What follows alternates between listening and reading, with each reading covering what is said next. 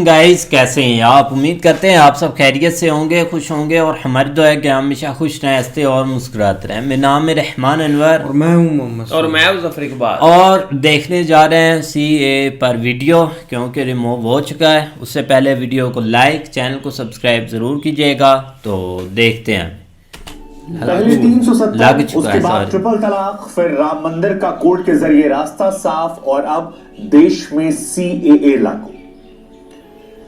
ये चौथा वो कदम है नरेंद्र मोदी सरकार का जिसको लेकर चर्चाएं लगातार हो रही हैं। ऐसे में हमें लगा कि जब आपके मन में कई सारे सवाल हैं तो क्यों ना उन सवालों का जवाब दिया जाए, क्यों ना आपको ये बताया जाए कि ये सिटीजनशिप अमेंडमेंट एक्ट जो है इससे क्या होने वाला है, क्या इससे देश के मुसलमानों को डरने की जरूरत है, किस किस देश के नागरिकों को भारत में नागरिकता दी जाएगी, क्यों CAA को लेकर एक अफवाह फैली हुई है, क्या इससे किसी तरह की नागरिकता जो है वो छीनी जाएगी, ये भी अपने आप में सवाल है। CAA के नियम, कायदे, कानून क्या है, यानी कब से किसको रहने को इजाजत है, CAA का विरोध जो है वो कौन कर रहा है, CAA में मुसलमानों को शामिल क्यों नहीं किया गया और CAA का NRC से क्या लेना देना है, ये हम आपको बताएं।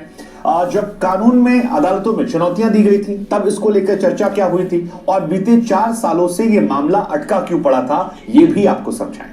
लेकिन ये सारी चीजें आपको बताएं उससे पहले सबसे बेसिक जवाब, CAA यानी सिटीजनशिप अमेंडमेंट एक्ट, वो एक्ट जो भारत के 3 पड़ोसी देशों में रहने वाले अल्पसंख्यक लोग, जिसमें कि हिंदू, सिख, जैन, पारसी और ईसाई समुदाय के लोग हैं, उनको इंडिया में रहने की नागरिकता देता है। 31 दिसंबर 2014 के पहले अगर आप इंडिया में आए थे तो अब आपको इंडिया, और ये 3 देशों की कहानी है जिसमें पाकिस्तान है, जिसमें बांग्लादेश है, जिसमें अफगानिस्तान आता है।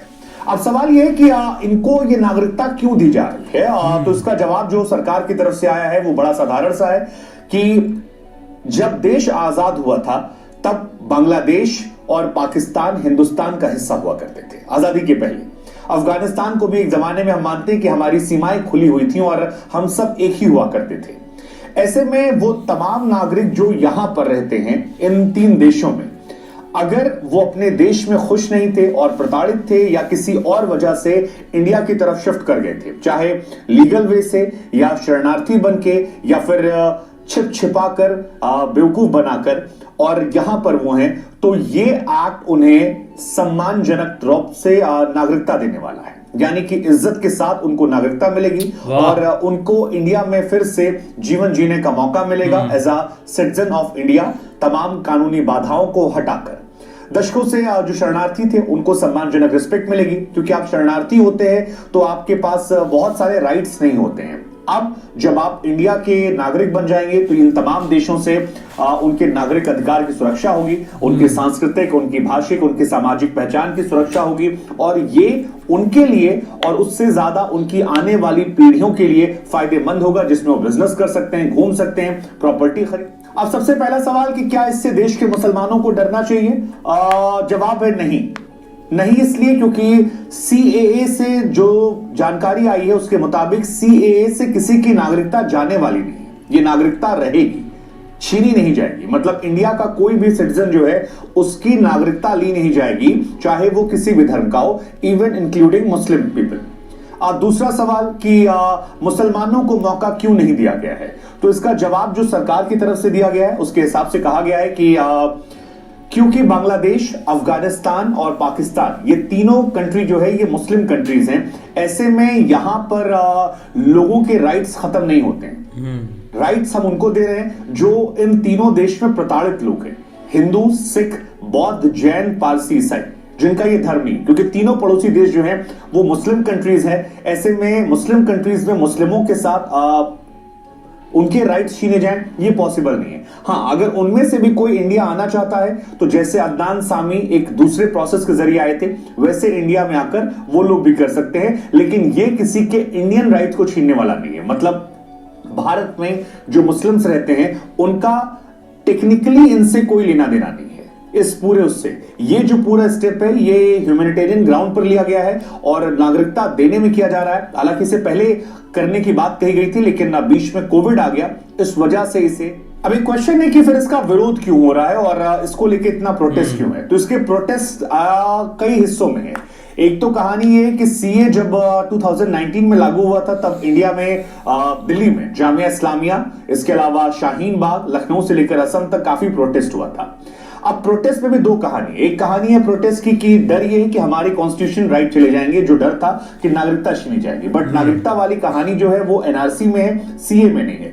सेकेंड कहानी जो है वो नॉर्थ ईस्ट के स्टेट्स को लेकर है, जहां पर नॉर्थ ईस्ट के स्टेट लोगों का डर ये है कि अगर एक्स्ट्रा लोग हमारे स्टेट में आते हैं तो जो उनके कल्चरल राइट्स हैं, जो उनका कल्चर है, कहीं ना कहीं वो डाइल्यूट हो जाएगा या मिक्स हो जाएगा। इससे कल्चरल आइडेंटिटी पर खतरा हो जाएगा और वो नहीं चाहते हैं। इसी वजह से असम में खास तौर पर इसको लेकर काफी प्रोटेस्ट हुआ था। दूसरा प्रोटेस्ट की वजह जो थी, जो हमने आपको बताया कि नागरिकता जाने की बात है, जिसमें एनआरसी का मामला, लेकिन इस बार जो लागू हुआ है वो एनआरसी नहीं है, वो सीए है। सीए और एनआरसी में डिफरेंस ये है कि सीए से मुसलमानों को डर नहीं है, लेकिन नागरिकता संशोधन, नेशनल रजिस्टर ऑफ रजिस्ट्रेशन जो है एनआरसी, जब वो लाया जाएगा तब उसमें ये पहचान की जाएगी कि इंडिया में कौन कौन अवैध रूप से रह रहा है। तो जो अवैध रूप से लोग रह रहे होंगे उनको लेकर वहां पर डर होगा। उसी में चल रहा था कागज दिखाइए वरना बाहर जाइए। तो सीए में किसी को कागज नहीं दिखाना है, कागज दिखाने कहानी एनआरसी में। अब इसका पूरा प्रोसेस आपको बता दें, जो 1955 में भारत में नागरिकता संशोधन कानून है उसको 8 बार अपडेट किया गया है और 2016 में इंडियन पार्लियामेंट में से पेश किया गया था। 10th of December 2019 को लोकसभा में और नेक्स्ट डे राज्यसभा में से पास किया गया था। देन 12th of December 2019 को राष्ट्रपति से मंजूरी मिली थी। फिर बीच में काफी प्रोटेस्ट हुआ और अब 11th of March 2024 को इसे केंद्र सरकार ने सीए की अधिसूचना जारी करते हुए लागू कर दिया है, यानी कि अब वो अप्लाई कर सकते हैं। 8 बार इसको लेकर संशोधन हुआ है, 4 साल का लंबा इंतजार, 8 बार एक्सटेंशन। और अब इंडिया में बांग्लादेश, अफगानिस्तान और पाकिस्तान से रहने वाले हिंदू, सिख, बौद्ध, जैन, ईसाई लोगों को इसकी अलॉटमेंट जो है वो कर दी जाएगी और वो अगर 30th of December 2014 के पहले इंडिया में आकर रह रहे थे तो वो यहां पर रह सकते हैं। हालांकि एनआरसी को लेकर जो डाउट है या जो इसका विरोध आएगा वो इसलिए आएगा क्योंकि मुस्लिम समुदाय का ऐसा मानना है कि सीए जब लागू हो जाएगा उसके बाद गवर्नमेंट ऑफ इंडिया का नेक्स्ट स्टेप जो है वो एनआरसी होगा, जो शायद इंडिया में मुस्लिम कम्युनिटीज को लेकर क्वेश्चन करेगा। हालांकि केंद्र सरकार ने कहा है कि इससे नागरिकता जाएगी नहीं, लेकिन हम सब जानते हैं कि इंडिया में बहुत बड़ी संख्या में पोस्ट बांग्लादेश वॉर अवैध रूप से लोग आए थे और गवर्नमेंट ऑफ इंडिया उन्हीं की पहचान करके उन्हें बाहर भेजना चाहती है। पाकिस्तान ने भी कुछ दिनों पहले किया था अफगानिस्तान के नागरिकों को लेकर। अब शायद ये अगला स्टेप हो सकता है। आप क्या बिल्कुल यार, एक रात का जब से एक ये लागू हुआ है ना सीए, तो तब से काफ़ी ज़्यादा हमारे सामने भी न्यूज़ आ रही थी, लेकिन इसके पीछे एक रियलिटी का, एक डिटेल का पता चला है, तो एक बहुत अच्छी बात है। अब देखें कि बहुत सारे ऐसे लोग होते हैं कि जिन बेचारों को एक तंगी होती है, जो मजबूर होते हैं, जो एक देशों में नहीं टिक सकते। जैसा कि आप अब पाकिस्तान की मिसाल ले लें, काफ़ी एक हिंदू भाई हैं, उनको एक यहाँ पर रहना है काफ़ी मुश्किल है। काफ़ी हम वीडियोस भी देखते हैं और उनकी जब भी एक डिमांड सुनी है या जब भी उनको देखा है ना, तो वो यही बोलते हैं कि हम इंडिया की तरफ जाना चाहते हैं। कोई पीएम मोदी को बोल रहा है, कोई वहाँ की एक जो सरकार, पीएम मोदी की सरकार के साथ जिनके राब्ते हैं वो उनको बोलते हैं। मतलब ऐसे ही चीज़ें चलती आ रही हैं ताकि वो यहाँ से जाएं और जल्दी जल्दी उनको एक नागरिकता मिल जाए। और एक ये सबसे बड़ा स्टेप अच्छा है कि जो भी जाएगा एक उसको एक मिलेगी वहाँ पे नागरिकता। लेकिन ये कि प्रॉब्लम अगर मुसलमानों का भी हो जाता तो वो भी ठीक था, क्योंकि काफ़ी ज़्यादा लोग एक तंग है इन देशों से भी, क्योंकि उनके साथ जो चीज़ें हो रही हैं, क्योंकि तीनों देशों में एक ही एक कानून है जो कि भाई एक लागू हुआ है, बस अपनी एक पावर ऐसे इन्होंने पकड़ी हुई है। इसी वजह से काफ़ी लोग तंग है और बेचारे वो यहाँ से भागना चाहते हैं। अगर बाहर जाते हैं एक यूरोप में, इससे अच्छा है कि इधर पड़ोस में ही एक सेट हो जाए तो वो भी ठीक है। ये बहुत एक बड़ा स्टेप है। अब देखो ना, हाल ही में एक पाकिस्तान पर आए तो काफ़ी इधर मतलब कि एक अफगानिस्तान के जो नागरिक थे ना, उनको निकाला गया, क्योंकि वो जब मतलब कि वो एक रीज़न बना था तो वो एक पाकिस्तान में शिफ्ट हो गए थे। लेकिन भाई इन्होंने तो नहीं देखा कि उनके मतलब कि वो कब से सेट हैं। एक यहाँ था कि उनके पास अपने आईडी कार्ड, हर चीज़ उनके पास, बिजनेस भी थे, लेकिन फिर भी भाई उनको एक धक्के मार कर निकाल दिया। अब ईरान पर आ जाएं तो ईरान ने भी भाई एक सेम ऐसे ही किया। उन्होंने भी मतलब कि जो उनके के नहीं नागरिक थे ना अफगानिस्तान के, उन्होंने भी भाई निकाल दिए। लेकिन एक जैसे एक रोला पड़ा हुआ था ना सोशल मीडिया पर, एक तो हमें भी भाई यार एकदम से डर लग रहा था क्योंकि जिधर भी जाते थे आगे से यही न्यूज़ थी, तो हम काफ़ी ना एक मतलब कि एक ऐसे ही लगा कि कोई बड़ा स्टेप है जो कि एक मुसलमानों के ख़िलाफ़ है, और एक ऐसा नहीं होना चाहिए। क्योंकि डिटेल का मैं 2-3 भाइयों से भी पूछा, लेकिन वो भी यही बोल रहे थे कि रात को अभी तक भी अपडेट उन्होंने नहीं किया, अभी तक मतलब कि केस वगैरह या चीज़ें चल रही हैं, फुली अभी अपडेट नहीं हुआ। लेकिन अगर ऐसी बात है तो फिर तो भाई काफ़ी अच्छा है, अगर एक मतलब कि उधर उनको एक नागरिकता मिल जाती है इंडिया की तो बहुत अच्छा होगा वो तो। हाँ बिल्कुल। नहीं, असल जो डर नेक्स्ट है ना वो NRC का है, शायद इस तरह का नाम है, वो उसका जो है ना वो सबसे ज़्यादा लोगों को मसला है, क्योंकि उसमें बहुत ज़्यादा संख्या में लोग अफ़गानिस्तान तो नहीं कह सकते, लेकिन बांग्लादेश से कह सकते हैं कि वहाँ से काफ़ी ज़्यादा मिकदार में लोग बंगाल में शिफ्ट हुए हैं, जो कि ज़्यादा संख्या में है, और उसके अलावा बाकी भी एक जगहों के ऊपर होंगे। लेकिन जो एक CA का मामला था ना वो एक बहुत इम्पोर्टेंट था, क्योंकि पाकिस्तान से बहुत सारी हिंदू कम्युनिटी वहाँ पे एक सेटल हुई थी, और उनको एक फिल फोर तो उन्होंने एक अलहदा एक लोकेशन के ऊपर रखा हुआ था, लेकिन वो भी इस चीज़ के वेट में थे कि किसी तरह CA लागू हो और हमें जो सिटीजनशिप है ना वो किसी तरीके मिले।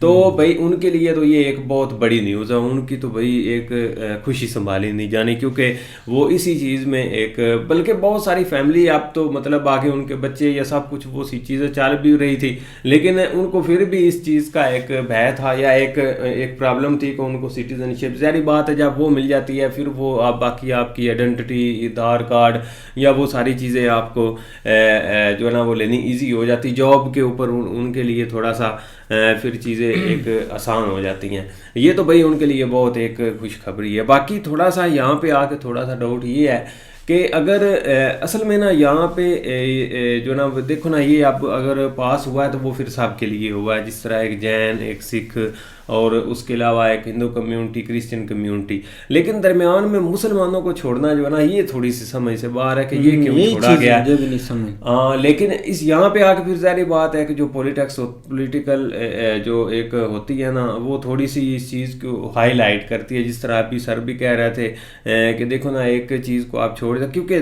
ज़ाहिर बात है इंडिया से मुसलमान भी आए थे इन मुल्कों में, पाकिस्तान में भी गए थे, शायद अफगानिस्तान तो नहीं गए होंगे, ज़्यादा पाकिस्तानी आए थे या बांग्लादेश गए थे, तो वहाँ से भी ज़ाहिर बात है बहुत सारे लोग। लेकिन अब देखो आगे उनकी क्या स्ट्रेटजी है या क्या उन्होंने ये सोच के किया है, ये तो भाई आने वाले वक्त में पता चलेगा। लेकिन अगर नेक्स्ट जो बिल पास होता है या वो कानून होता है तो वहाँ पे आके थोड़ा सा जो है ना वो मसला ख़राब होना। लेकिन अभी के लिए भाई उन लोगों की बहुत ज़्यादा खुशी हुई है हमें, जो कम अज़ कम जो है ना उनको एक ये राइट मिल गया है। बाकी भाई मुसलमानों का क्यों किया ये तो आप भाई, हाँ ये मुझे भी नहीं सीन का पता चल रहा कि एक वो क्यों मतलब कि एक थोड़ा सा एक टेंशन बन रही है उनके दरमियान, वो एक अगर भाई बता दे तो काफ़ी अच्छा नहीं होगा। वो रीज़न यही सर बता रहे हैं ना कि पाकिस्तान, अफ़गानिस्तान, बांग्लादेश मुसलमान के ही ममालिक है, तो आप वहाँ चले जाएं या इस तरह के उनको एक सिटीजनशिप मिल जाए, वही सर ने बताया भाई मुसलमान है तभी उन्होंने नहीं लगाया, ये रीज़न बताया। बाकी आगे